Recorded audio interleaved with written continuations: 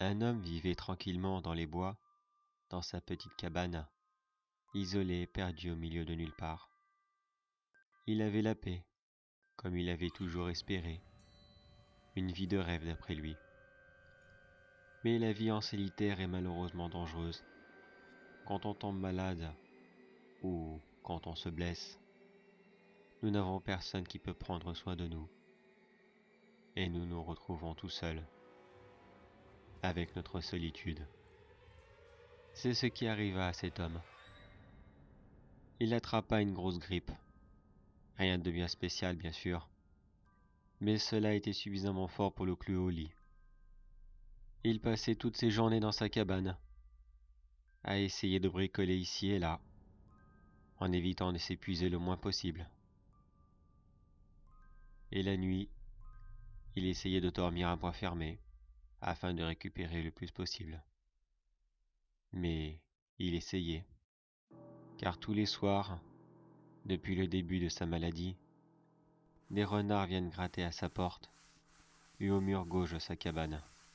L'homme ne peut pas voir tous les renards. Sa petite cabane dispose d'une fenêtre, juste à côté de la porte. Cela a toujours été très utile pour lui, afin d'éviter les autres animaux, un peu plus méchants et un peu plus costauds. Mais il n'y a pas de fenêtre au mur de gauche. Il ne peut que soupçonner des renards, en plus grand nombre, grattant eux aussi le mur. Les jours passèrent et les nuits cauchemardesques aussi. Cela faisait quasiment une semaine que l'homme n'avait pas bien dormi. Tous les soirs sans exception, ces petits canidés venaient et grattaient, grattaient, grattaient, pour nul ne sait quelle raison. Un soir où l'homme se sentait beaucoup mieux, et où sa patience avait atteint ses limites, il prit son fusil et décida d'en finir une bonne fois pour toutes avec ces sales bêtes. Il arma son fusil de chasse, sortit lentement de la cabane, ouvrit la porte avec la plus grande des prudences et braqua les animaux. Mais quand il vit la porte s'ouvrir, aussitôt ils regardèrent tous dans la même direction et ne fit pas attention au vieil homme. Ils étaient là, à regarder dans la direction du mur gauche. L'homme hésita sur le coup à tirer, se demandant pourquoi les renards avaient agi de la sorte.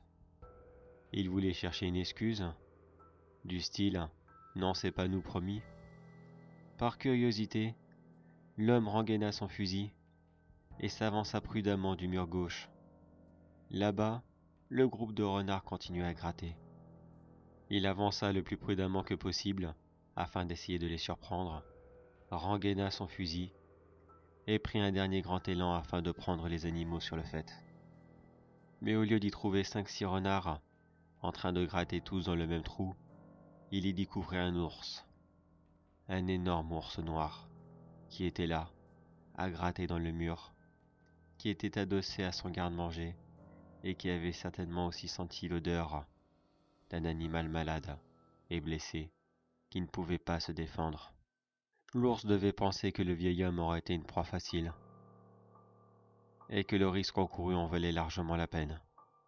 L'homme siffla un grand coup. L'ours arrêta son office, et vit sa proie le braquant de son arme. L'ours chargea de toute sa masse, et l'homme eut le temps de tirer un coup bien placé sur l'animal. Il hurla de douleur, et retourna dans la forêt. Il y a peu de chances qu'il revienne un jour. L'homme baissa son arme et regarda dans la direction des petits renards, qui étaient encore là, le regardant. Puis, ils partirent eux aussi. Et c'est là que l'homme comprit que les renards n'avaient jamais été là pour le nuire, bien au contraire. Ils étaient là pour une raison qui était des plus vitales à leurs yeux.